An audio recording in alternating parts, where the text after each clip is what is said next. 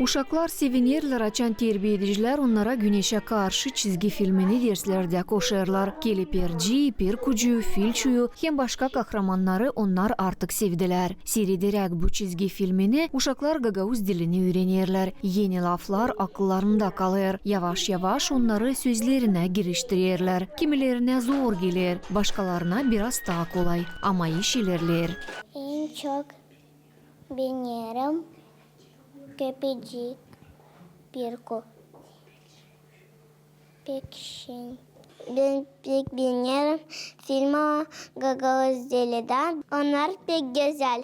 Çizgi filmlerini bakarak uşakların lafzi birliği zenginleşir. Bu takım güneşe karşı çizgi filmi üretmek prosesinin önemli bir payı olur. Bu faydalı halis o uşaklara dini angıları ana babalarla evde Gagavuz dilinde laf etmeyirler. Söyler Kumrat kasabasının 9. uşak başçısının Gagavuz dili öğreticisi Людмила Barladyan. Uşaklar büyük meraklıkla otururlar, seyrederler. Neçinali filmler şıralı, anlaşılı, hem onlara dini yakın. Onların yaş uğurlarına dini bu filmler yakın. Biz bu çizgi filmleri kullanırız hem işimizde hem serbest vakitte de açan oluruz. Boş vakit geliriz müzik zalasına koşarız uşaklara. Onlar büyük interesle seyrederler.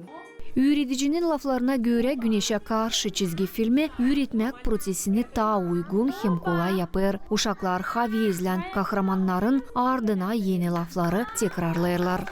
Üretmek prosesine deni çizgi filmler pek meraklı hem lazımlı. Sağ olsunlar koordinatorlar hani düşünmüşler bu işi çıkarmaya başa da bizim uşaklara olacak bu pek faydalı iş. Burada her bir tema açıklanır. Tekrarlarız. Ev hayvanlarında, naturada da ne dişilmekler olur. Şimdi baktık bugün yaz geldi. Onlar deni meraklı güneşi onlar bilirler, renkleri bilirler. Fidanı söylerler. Ne su dişilmekler olur dışarıda.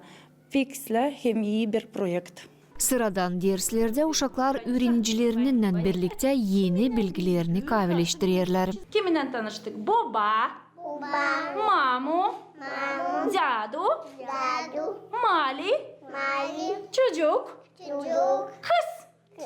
Bravo, maşallah. Çimrek Film Stüdyasının başı Vera Sibova çizgilerde o hem onun komandası Tika Agentvasının yardımından kendi işini ilerlederler. Yeni seriyalar artık kurulurlar. Onların baş niyeti Gagavuz dilini koruma hem onu ilerletme.